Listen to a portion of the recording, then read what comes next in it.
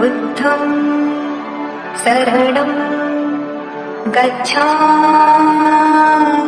पुराने समय की बात है। नगर में रहने वाला सवल नाम का एक लड़का अपनी जिंदगी से बहुत निराश था। उसकी निराशा का कारण ये था कि अब वह कुछ भी नहीं कर रहा था। उसके माँ बाप उसे ताने मारते कि तेरे सारे मित्र कुछ ना कुछ कर रहे हैं, लेकिन तू अभी भी घर में बैठा हुआ है। मित्रों के बीच भी अक्सर उसका मजाक ही बनता। वह कहीं जाता तो लोग उससे पूछते कि क्या कर रहे हो। उसे ये बताने में बड़ी शर्म आती कि अभी वह कुछ भी नहीं कर रहा है। धीरे धीरे उसने रिश्तेदारों के यहाँ जाना और लोगों से मिलना जुलना कम कर दिया। वह ज्यादातर समय अपने घर में ही बैठा रहता। वह अकेले में रोता, भगवान को कोसता और अपनी किस्मत को दोष देता। अब उसे अपनी जिंदगी बोझ सी लगने लगी थी। कभी कभी वह सोचता कि जब वो कुछ करने के लायक ही नहीं है तो फिर उसे जिंदा रहने का क्या फायदा, उसे तो मर जाना चाहिए। एक दिन वो अपने नगर की एक सड़क से गुजर रहा था। तभी उसने देखा कि एक गुरु दुख के ऊपर प्रवचन दे रहे हैं। वह भी उस भीड़ में जाकर बैठ गया और गुरु के प्रवचन सुनने लगा। गुरु बोल रहे थे, दुख एक गुरु की भांति होता है जो हमें जीवन की सच्चाई दिखाता है और हमें सही से जीवन जीने का तरीका सिखाता है। आप चाहे तो अपने दुख रूपी गुरु से जीवन जीना भी सीख सकते हैं और चाहे तो उस दुख में डूबकर बैठकर रो भी सकते हैं।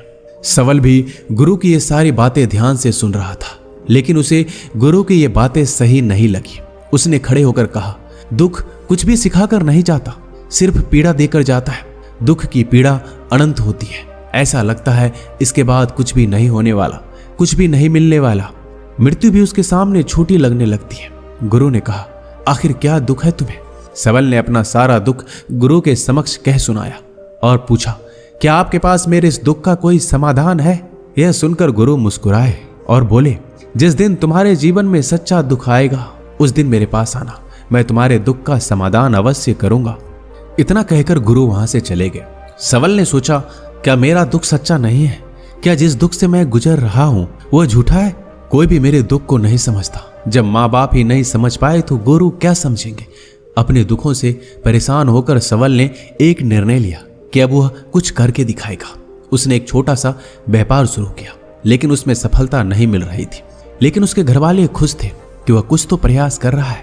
वह अपने व्यापार में जुटा रहा और धीरे धीरे सफलता भी मिलने लगी। फिर उसने रफ्तार पकड़ ली। सिर्फ 3 साल के अंदर ही वह एक बड़ा व्यापारी बन गया। अब सवल के चारों तरफ ऐसे बहुत से लोग थे जो उसकी चिंता करते थे, उसे पसंद करते थे, उसके काम की प्रशंसा करते थे। अब उसके घरवाले भी उसकी प्रशंसा करते थकते नहीं थे। दिन प्रतिदिन उसके मित्रों की संख्या बढ़ती जा रही थी। अब वो अपनी जिंदगी से बहुत खुश था। उसके कुछ मित्रों ने उसे सलाह दी कि जब तुम बड़े व्यापारी बनकर इतना खुश हो तो सोचो, अगर तुम इस नगर के, इस राज्य के सबसे बड़े व्यापारी बन जाओगे तो तुम्हारे पास कितना सुख होगा, कितने लोग तुमसे जुड़ना चाहेंगे, तुम्हारा कितना यश फैलेगा। स्वयं राजा भी तुमसे मित्रता करना चाहेंगे और जरूरत पड़ने पर तुमसे ही धन उधार लेंगे। मित्रों की यह बात सवल के मन में घर कर गई। अब उसने और भी धन कमाने का प्रयास शुरू कर दिया, लेकिन उसे यह सब अब जल्दी चाहिए था। वह सब कुछ प्राप्त करने में अपना ज्यादा समय बर्बाद नहीं करना चाहता था। इसलिए उसने ऐसे भी कार्य करने शुरू कर दिए जो उचित नहीं थे। उसने बड़ी मात्रा में अपने मित्रों से उधार लेना शुरू कर दिया। ज्यादा मुनाफा कमाने के लालच में अपने सामान में मिलावट करने लगा। उसने दूसरे व्यापारियों के खिलाफ षड्यंत्र भी रचे। उसने डराया, धमकाया।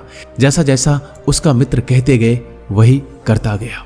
वह इन तरीकों से ज्यादा धन तो कमा रहा था, लेकिन अब उसके जीवन में सुकून नहीं था। उसके मन की शांति गायब हो गई थी। उसे रातों में नींद नहीं आती थी। वह किसी उधेड़ बुन में लगा रहता था। सुख साधन की सारी वस्तुएं होने के बाद भी उसे किसी में सुख नहीं मिल रहा था। एक दिन सबल अपनी बग्गी में सवार होकर कहीं जा रहा था। तभी रास्ते में उसे गुरु का आश्रम दिखा। वह रुक गया। वह गुरु के पास जाकर बोला, गुरुदेव, आपने कहा था जब तुम्हारे जीवन में सच्चा दुख आए तब मेरे पास आना। मैं अब बहुत ही दुखी हूं। मेरे रातों की नींद गायब हो गई है। मुझे कहीं सुकून नहीं मिल रहा। इस तरीके से सबल ने अपनी सारी समस्या गुरु के सामने कह सुनाई। गुरु ने कहा, जब तुम मुझसे पहली बार मिले थे तब भी तुम किसी दुख में थे। तुमने उस दुख से क्या सीखा? सबल ने कहा, मैंने सीखा कि सिर्फ सोचने और चिंता करने से कुछ नहीं होता। अपनी सोच को सच करने के लिए कर्म करना पड़ता है, और सिर्फ कर्म करने से भी कुछ नहीं होता, अपने कर्म को अंतिम पड़ाव तक ले जाना भी आवश्यक होता है। चाहे रास्ते में कितनी मुश्किलें आए, मन कितना ही निराश हो, कितना ही लगे कि अब आगे कुछ नहीं होने वाला है, तब भी ये मानकर चलो कि मैं जो कर रहा हूं उसमें मैं अवश्य सफल हूंगा। लोग सिर्फ सफल व्यक्ति को सम्मान देते हैं, फिर चाहे कोई कितना अच्छा क्यों ना हो, वह लोगों की नजरों में बोझ ही होता है। यह सब सुनकर गुरु मुस्कुराए और बोले, यह असली दुख नहीं है। जब तुम्हारे जीवन में असली दुख आए तब मेरे पास आना, मैं उसका समाधान अवश्य करूंगा। सवल ने जाते समय गुरु को सोने के सिक्कों से भरा एक घड़ा भेंट किया। घड़ा देखकर गुरु ने कहा, यह मेरे किसी काम का नहीं, इसे उस पेड़ के नीचे गड्ढा खोद कर दफना दो। सवल ने गुरु के कहे अनुसार घड़े को पेड़ के नीचे दफना दिया और वहां से चला गया। कुछ दिनों तक व्यापार अच्छी तरक्की कर रहा था, लेकिन गलत व्यापार की वजह से धीरे धीरे उस व्यापार में घाटा होने लगा। उसकी सारी धन संपदा धीरे धीरे खत्म होने लगी और एक दिन ऐसा आया जब उसके पास कुछ भी नहीं बचा और वह कर्जे से लद चुका था। लेकिन वह निश्चित था, क्योंकि उसने सारा कर्ज अपने मित्रों से ही लिया था। वो सोचता था कि उसके मित्र बुरे समय में उसका साथ देंगे, लेकिन ऐसा कुछ भी नहीं हुआ। बुरा समय आते ही मित्रों ने अपना उधार मांगना शुरू कर दिया। उधार वापस ना मिलने पर जान से मारने की धमकी भी दी। उसके चाहने वाले सब उससे दूर हो गए। उसके वो मित्र जो उसके साथ मौज मस्ती करते थे अब उससे दूर भागने लगे। उसके परिवार वाले उसके गलतियां और कमियां गिनाने लगे। उसकी सारी संपत्ति नीलाम हो गई, उसके पास कुछ भी नहीं बचा। उसने अपने पिता से सहायता मांगी तो पिता ने कहा, मेरे पास ये थोड़ी सी संपत्ति है, अगर मैं ये भी तुम्हें दे दूंगा तो मैं तुम्हारी माँ को कहाँ रखूंगा। ये संपत्ति हमारा आखिरी सहारा है। सबल के भीतर बहुत गहरा दुख था। उसके आसपास कोई नहीं था जो उसके दुख को समझ सके, उसे संभाल सके। लोगों से मिले इस धोखे और विश्वासघात की वजह से वो अंदर तक टूट गया। उसे लगने लगा कि अब जीने का क्या मतलब, अब तो मृत्यु ही एकमात्र सहारा है। वो आत्महत्या करने के लिए पहाड़ी की तरफ जा रहा था। तभी उसे याद आया कि गुरु ने कहा था, जब तुम्हारे जीवन में असली दुख आए तब मेरे पास आना। सबल गुरु के पास गया और अपना सारा दुखड़ा उन्हें सुनाया। आंखों में आंसू भरकर बोला, मेरे इस दुख का समाधान कीजिए गुरुदेव। गुरु ने कहा, जब तुम्हारे जीवन में असली दुख आए तब मेरे पास आना, मैं उनका समाधान अवश्य करूंगा। सबल ने कहा, क्या अभी जो मेरे जीवन में घट रहा है क्या वो दुख नहीं है? आखिर असली दुख होता क्या है? गुरु ने कहा, सबसे पहले तुम मुझे ये बताओ, इस दुख से क्या सीख मिला? सबल ने कहा, मैंने सीखा कि जो लोग हमारी सफलता, हमारी तरक्की की वजह से हमारे जीवन में आए हैं वो हमें धोखा अवश्य देंगे, क्योंकि बुरे समय में हमारे साथ खड़े नहीं होंगे। वह केवल अच्छे समय में हमारा फायदा उठाएंगे और बुरे समय में छोड़कर चले जाएंगे। भरोसा केवल उन्हीं लोगों पर करना चाहिए जो हमारे बुरे समय में, असफलता के समय में हमारे साथ खड़े रहते हैं। लेकिन ऐसे लोग बहुत ही कम होते हैं, पर जिसके पास होते हैं उनकी कद्र करनी चाहिए, उनका अपमान नहीं करना चाहिए। मैंने ये भी सीखा कि कभी किसी के खिलाफ षड्यंत्र नहीं रचना चाहिए, ईमानदारी और धैर्य के साथ काम करना चाहिए और कभी लालच नहीं करना चाहिए।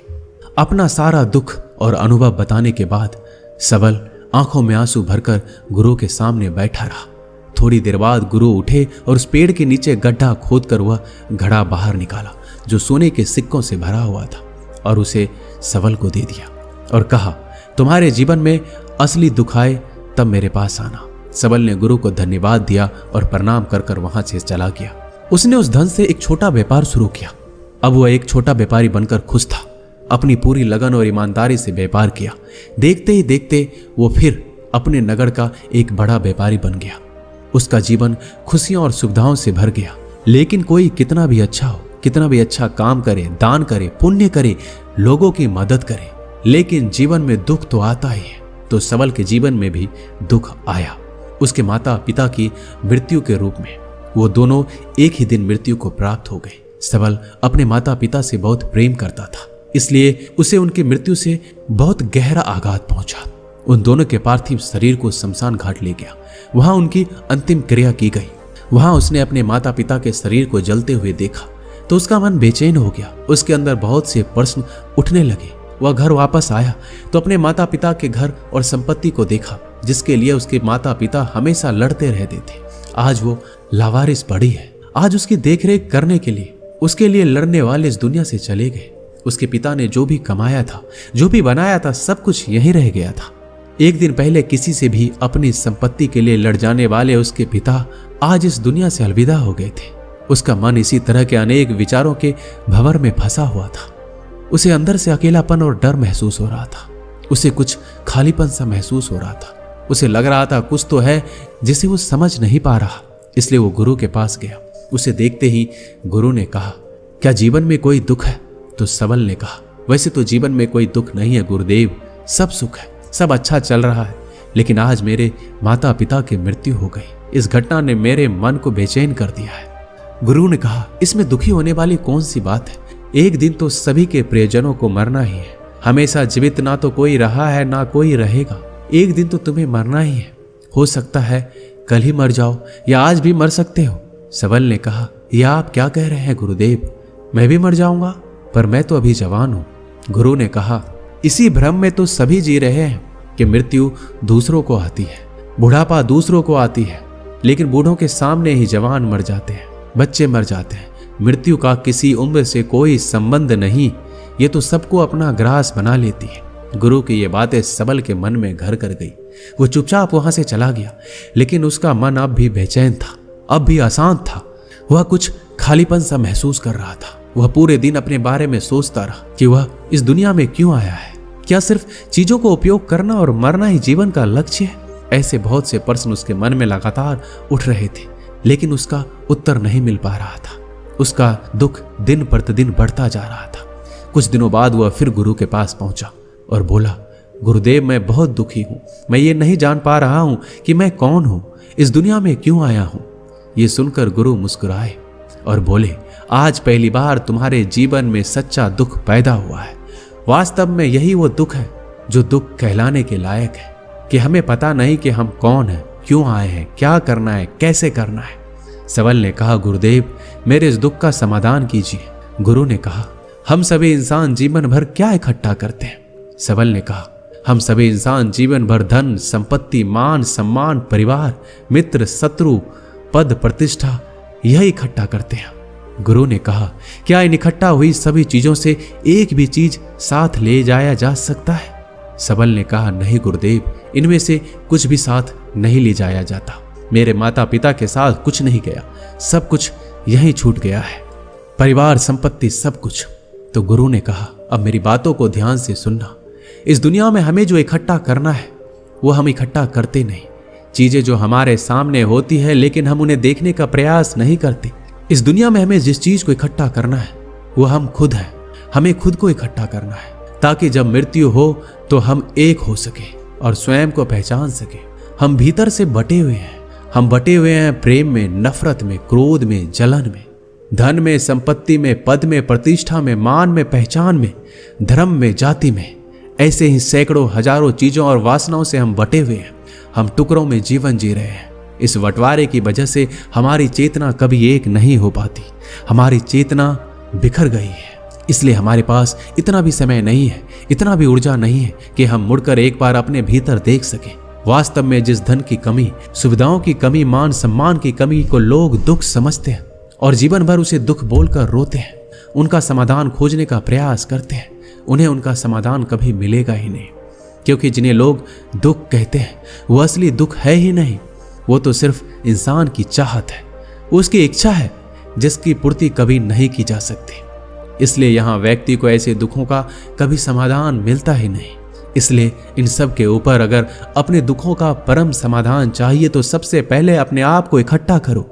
अपने ऊर्जा को इस संसार से वापस खींचो और एकत्रित करो। अपने ऊपर ध्यान दो, खुद पर ध्यान लगाओ। पहले अपने आप को पहचान लो, ऐसे ही बिखरते हुए मत चलो। सबल ने कहा, क्या गुरुदेव, हमें ये संसार छोड़ देना चाहिए? अपने सभी इच्छाओं को मार देना चाहिए? किसी से प्रेम नहीं करना चाहिए? धन संपत्ति इकट्ठा नहीं करना चाहिए? मान सम्मान की आशा छोड़ देनी चाहिए? गुरुदेव ने कहा, एक बिखरे हुए मनुष्य के अंदर से कामनाएं, इच्छाएं और वासनाएं ऐसे ही निकलती है जैसे पहाड़ से कोई पत्थर गिर रहा हो, जिस पर पहाड़ का कोई नियंत्रण नहीं है सिवाय देखने, परेशान होने और कुछ खोने के। इसी प्रकार एक बिखरे हुए मनुष्य की इच्छाएं अनियंत्रित और दुखदायी होती है। उसका अनियंत्रित मन कुछ भी इच्छाएं और कल्पनाएं करता रहता है और दुखी होता रहता है। लेकिन जब व्यक्ति एकत्रित हो जाता है तो वो जो भी करता है उसके नियंत्रण में करता है, तब इच्छाएं भी उसकी इच्छा से निकलती है। सबल ने कहा, गुरुदेव आपने मेरे सच्चे दुख का समाधान कर दिया, उसके बाद आपका बहुत धन्यवाद। मैं खुद को एकत्रित करने का प्रयास करूंगा। गुरु ने कहा, मानव शरीर में बहुत ऊर्जा है, बहुत शक्ति है, पर यह बेकार के कामों में बटकर रह गई है, व्यर्थ की चीजों में लगी रहती है। यह ऐसा है कि जैसे एक अत्यंत शक्तिशाली मशीन किसी बच्चे के हाथ में दे दी गई हो और बिना सोचे समझे, बिना किसी नियंत्रण और जानकारी के बस इस शक्ति को कहीं भी बर्बाद कर रहा है। इसलिए अपनी चेतना की शक्ति पर ध्यान दो और इसे एकत्रित करो। सबल को अपने प्रश्नों का उत्तर मिल चुका था। उसने गुरु को धन्यवाद किया और चुपचाप वहां से चला गया।